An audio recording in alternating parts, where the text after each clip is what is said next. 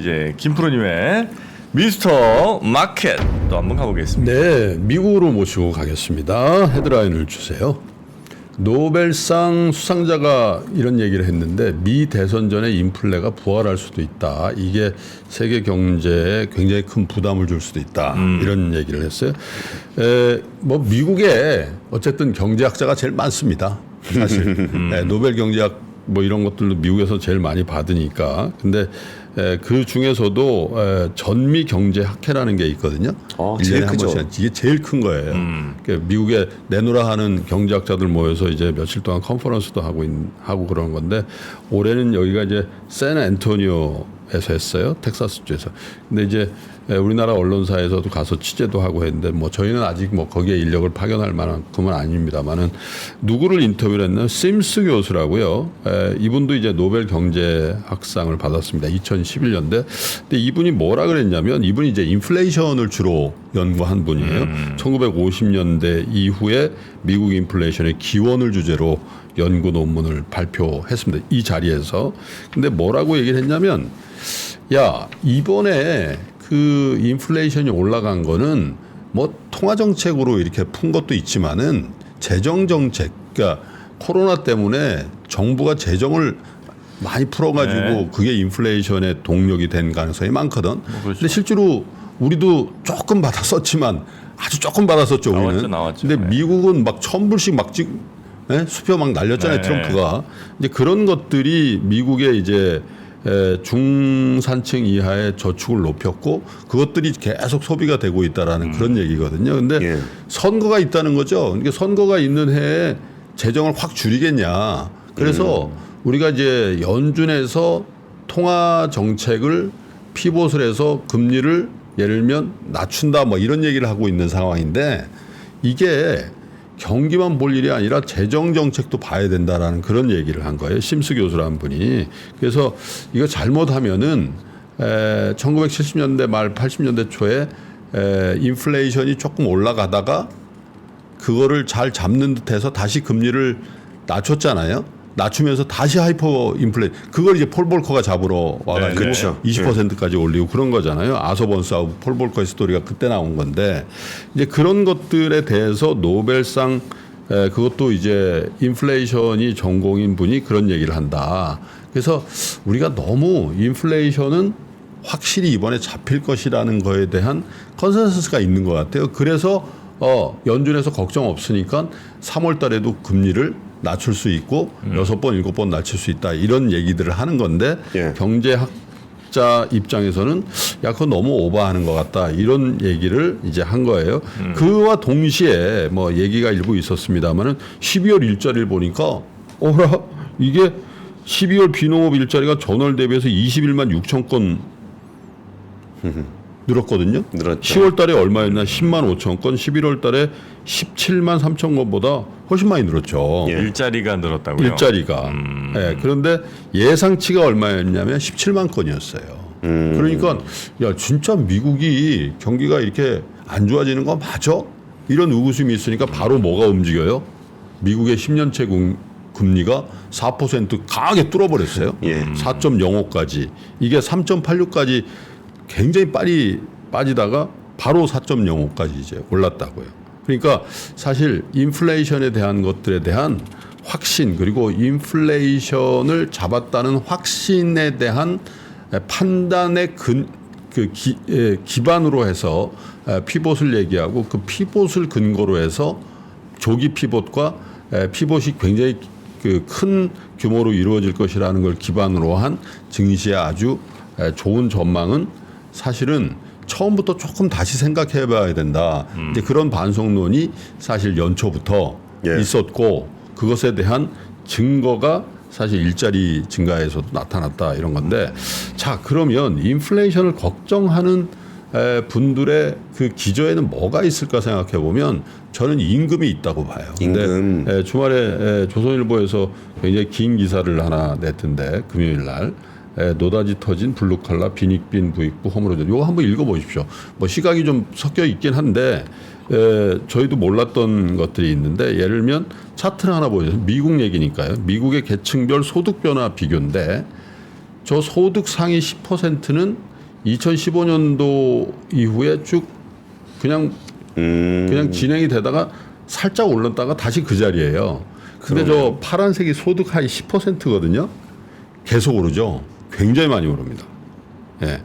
근데 사실 인플레이션에 영향을 주는 건 저 소득 하위 10% 같은 소득이에요. 그렇죠. 왜냐하면 자 경기가 안 좋으면 저 사람들이 레이오프를 당하고 저 사람이 레이오프를 당하는 순간 정부도 굉장히 신경을 많이 써야 되니까 통화당국도 재정당국도 움직인단 말이에요. 그런데 지금은 굉장히 특이한 상황이 벌어지고 있다는 거죠. 그래서 실제로 미국의 연방 정부의 최저임금이 저 이렇게 낮은지 몰랐는데 7불 50전이더라고요. 7불. 네, 근데 7불 50전 수준을 받는 사람은 아예 없고 대체로 이제 몸을 쓰는 미국 기준으로 노동자들의 그 임금 체계를 보면 거의 15불 정도가 기준점이 되고 있어요. 예를 들면 2019년 4월부터 지난해 4월 사이에 일반 노동자의 임금, 전체 노동자의 임금 상승률은 20%가 올랐대요. 네. 그런데 20%예요? 20%. 임금 2019년부터 작년 4월이니까 20, 21, 22, 23. 그러니까 4년 동안에 연간 이 정도 5% 오를 수 있죠. 올랐네요. 예. 예, 그런데 여기에 레저 접객업에 종사하는 일반 노동자들의 임금은 30% 가까이. 예. 그러니까 이런 정도고 여기다가 대학 학위가 필요 없는 현장에서 배워가지고 근로하는 분들 있잖아요. 이걸 네. 도제식 견습 교육을 받아야 되는 자리라고 하는데 기계공 같은 경우는 시간당 23.32달러. 그다음에 23.32. 목수 24불 71달러. 24.71달러. 이런 식으로 시간당. 네, 시간당 3만 원씩. 그렇죠. 그래서 뉴햄프셔주가 이제 뭐 동부의 작은 주긴 한데 뉴햄프셔주의 포츠머스시의 전체 구직 개수물이 4,941개인데 이 중에 시간당 15달러 아래 시급을 제시한 게시물은 0.7%밖에 안 돼요. 근데 최저임금은 7불 50전. 네네네.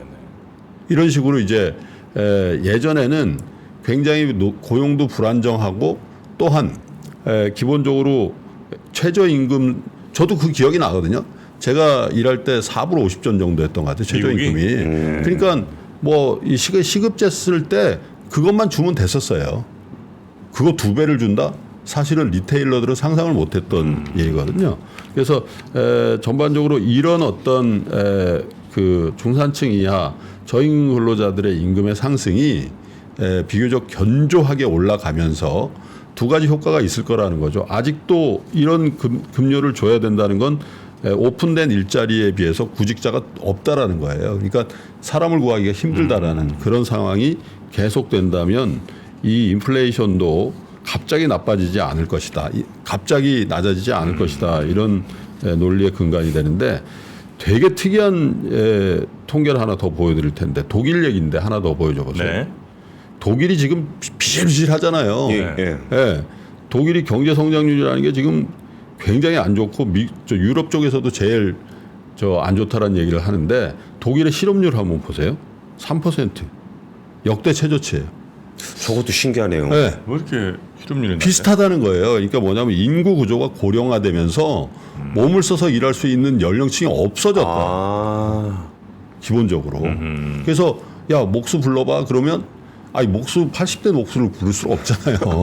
그러면 20, 30, 40대 이런 목수를 불러야 되는데 없다는 거예요. 연령층이. 예. 실제로 그 글로벌 인력 공급 업체죠. 맨파워 그룹이 지난해 41개국을 대상으로 실시 설문에 따르면 77%의 기업이 직원을 구하는데 어려움을 겪고 있다라고 얘기를 한다. 그래서 실제로 이제 이런 소득의 어떤 현재 변화는 조금 더 깊이 있게 다뤄봐야 될 부분이긴 한데 제가 보는 시각에서는 미국의 인플레이션에 대한 너무 낙관적인 기대를 하기에는 미국의 어떤 직업을 구하고 또 사람을 구하는 데 불균형이 네. 계속되고 있다라는 거죠. 미국도 지금 3.7% 아닙니까? 예, 경기가 안 좋아진다라고 하는데 꿈쩍도 안 해요, 실업률은. 그렇죠? 근데 만약에 그런 분들의 어떤 그 실업률이 그냥 스테이하는 상황에서 임금이 빠지지 않는다. 예. 근데 임금 빠지는 데는 어디냐면 고임금 근로자분들에서 AI한테 대체될 수 있는 데들 있잖아요. 이런 데는 빠질 수 있는데 네. 사실 그거는 경기에 그렇게 영향 안 주거든요. 어차피 그 사람 저축 많기 때문에. 그래서 이런 류의 통계들을 보면서 미국의 인플레이션이라든지 미국의 금리에 대해서 너무 낙관적인 시각을 가지는 건 위험할 수도 있다라는 게 생각이기도 하고 또 심스 교수도 어쩌면 이런 통계들을 보면서 그런 전망을 한 거 아닌가 그런 생각이 좀 드네요. 네. 우리는 실업률이 지금 뭐 역대 최저 뭐 이런 건 아니죠. 우리나라 상황은. 우리나라도 실업률 낮아요. 낮아요? 예, 예. 그러니까 더 낮아진 거예요. 그러니까 미국도 왜 엄청 낮아진 거잖아요. 독일도 그렇고. 그렇죠. 근데 우리나라는 원래 실업률이 낮은 나라잖아요. 우리는. 네. 그래서 뭐 크게 더 낮아졌다든지 뭐 이러진 않았을 거 아니에요. 네. 근데 우리도 실업률이 낮긴 낮은데 이게 체감이 잘 안 되는 우리는 이제 거죠. 이런 거죠. 내가 직업을 가져야 되겠다라고 생각하고 찾는 사람들 자체가 줄어가지고 실업률의 통계 모수가 뭐냐면은 네. 내가 노동해야 되겠다, 구직을 해야 되겠다라고 구직을 생각하는 하는, 사람들을 네. 모수로 해요. 네, 네, 근데 구직 포기자들, 젊은 사람들 중에 그 예전에 정프로님이 지적해 주셨던 휘어스 민구 있잖아요. 네네네. 휘어스 민구는 실업자가 아닙니다. 아 그렇죠, 그렇죠. 예, 예. 우리나라 실업률은 지금 제가 찾아보니까 2.8% 나오네요. 그래. 근데 체감은 전혀 아닌데 체감은 전혀 아까 제가 뭐 미국의 목수 얘기 막 하고 그랬잖아요. 네. 한국도 지금 만만치 않습니다. 인건비가 진짜 만만치 않아요. 네. 근데 저 대학교 때 카페에서 일하면은 2,000원 받았었는데 네. 2,000원? 예, 예. 많이 받으셨네. 그래요? 네. 800원 때부터 일했거든요, 제가. 아, 네, 800원 뭐 900원 하다가 이제 1,000원 돼갖고 드디어 이제 1,000원 시대 열렸다고 막 이랬었는데. 저는 2배 받았습니다. 2,000원 시대. 아니, 우리 때는 일본 갔었어. 형, 진짜로 노가다 하러. 형님 때는 좀 반만 좀 일했잖아요, 그때는. 아니, 노가다 하러 일본 갔다니까 등록금 벌러. 그때 앵꼬 그 법을 앵고, 앵고. 일본 잃어버린 30년 막 그거 한 달 알바하고 오면 이제 막 그렇지 등록금 벌어. 되고. 옛날 저도 얘기. 등록금 벌려고 피 팔고 막 그랬어요. 그 있잖아요. 이거 뭐더라? 매혈. 아니요. 그 실험. 그러니까 임상 실험. 임상 실험 같은 거. 예, 예. 피를 이렇게 뽑아서 헌혈로 판 건 아니고 예. 약 먹고서 문제 있나 없나 한 달 동안 갇혀갖고. 진짜 그러더라고. 일본 가가지고 신주쿠에서 예. 그 클럽이라고 그래 클럽 구락부 네. 거기서 알바하면은 월급은 따로 다 챙기고 또 저 법을 깨지기 전에 일본 그 아저씨들이 막 팁을? 만 원씩 막 줘버리는 거야. 근데 요즘은 일본에서 우리나라로 일하러 온다고. 그러니까 우리나라가 임금이 더 높다는 얘기가 있습니다. 자, 요 정도 하시죠. 네, 뉴스삼 권소리 팀장님 고생 많으셨습니다. 세계 최대의 테크쇼 CES 2024 3프로TV 취재팀이 미국으로 떠납니다. 기업 여러분도 함께 가시죠? 시간과 비용이 부담이라 못 가신다고요? 그래서 3프로TV가 준비했습니다. CES 2024 총정리 끝판왕 3프로TV 영상 리포트. 정확하고 확실한 3프로TV 영상 리포트를 만나보세요. 관련 문의는 하단 메일을 참고해주세요.